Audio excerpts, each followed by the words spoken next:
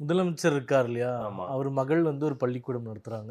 அங்க புதிய கல்விக் கொள்கையை அமல்படுத்தி 3 வருஷம் ஆயிடுச்சு. விடமாட்டோம்னா எங்கேயுமே விடக்கூடாது. திமுக காரங்க நடத்துற ஸ்கூல்ல எல்லாம் விட்டுட்டு, சிபிஎஸ்இ ஸ்கூல்ல எல்லாம் விட்டுட்டு, பிரைவேட் ஸ்கூல்ல நியூ எஜுகேஷன் பாலிசி விட மாட்டோம்னா இது என்ன? நான் என்ன சொல்றேன், ஒரு கொள்கைன்னா அதை முதல்ல நீ பின்பற்றணும். உன்னாலேயே அதை பின்பற்ற முடியல, ஊருக்கு எது லெட்டர்? பிப்ரவரி 23, 2024 பிஎம் ஸ்ரீ பள்ளிகள் திட்டத்தில் இணையதற்கு எங்கள் மாநில அரசு ரொம்ப விருப்பத்தோடு இருக்குது. நாங்கள் வந்து மாநில அளவில் ஒரு குழு அமைச்சிருக்கோம். அந்த குழு ஃபைண்டிங்ஸ் முடிஞ்ச உடனே அடுத்த கல்வி ஆண்டிலிருந்து இந்த திட்டத்தில் நாங்கள் இணைஞ்சுக்கிறோம். நீங்கள் இந்த வருடத்துக்கு கொடுக்க வேண்டிய நிதியை திருப்பி கொடுங்க அப்படின்னு ஒரு கடிதம். பேச்சுக்கே இடம்ல. புதிய கல்விக் கொள்கையில் எந்த இடத்துல ஹிந்தி இருக்குன்னு நீங்கள் காமிச்சிருங்க. 33 அமைச்சர்கள் ப்ளஸ் ஒரு முதலமைச்சர் 34 பேர், 82 திமுக மாவட்ட செயலாளர்கள்.